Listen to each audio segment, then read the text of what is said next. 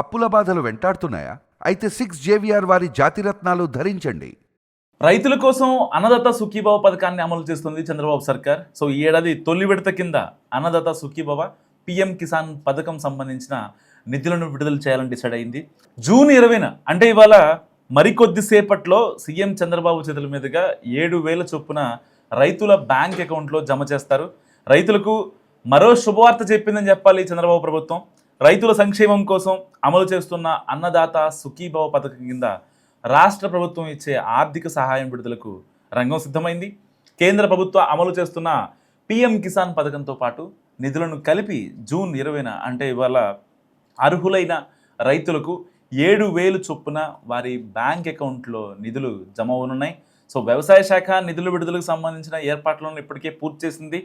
So Palnadu జిల్లాలో ప్రత్యేక కార్యక్రమంలో సీఎం చంద్రబాబు తొలి విడత నిధులను విడుదల చేస్తున్నారు. ఈ కార్యక్రమానికి రైతులు, ప్రజాప్రతినిధులు, వ్యవసాయ శాఖ అధికారులు హాజరయ్యారు. అన్నదాత సుఖీభవ పథకం కింద 2026-27 ఏడాదికి సంబంధించి తొలి విడతగా ఒక్కో రైతుకి 7,000 చొప్పున డబ్బులు వాళ్ళ అకౌంట్లలో జమ చేయనుంది ఏపీ సర్కార్.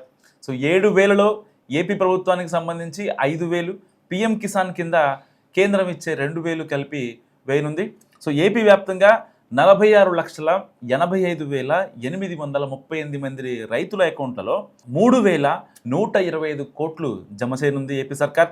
అందులో పట్టాదారు రైతు కుటుంబాలు 45,69,817 మంది ఉన్నారు. అటవీ భూమి హక్కుదారులు 1,16,000 మంది ఉన్నారు. రైతులకు ఏపీ ప్రభుత్వం విడుదల చేసే నిధుల్లో రాష్ట్ర ప్రభుత్వం వాటా కింద 2,300 కోట్లుంది. అందులో కేంద్రం వాటా 782 కోట్లున్నాయి.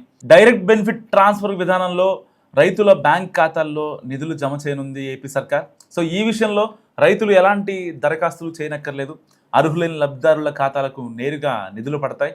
ప్రభుత్వ నిధులు విడుదల చేయనున్న నేపథ్యంలో ఒక్కసారి బ్యాంక్ ఖాతాలను చెక్ చేసుకోవచ్చు.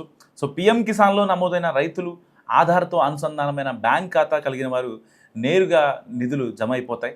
అంతేకాదు రైతులు ఈకేవైసీ కూడా పూర్తి చేసి ఉండాలి.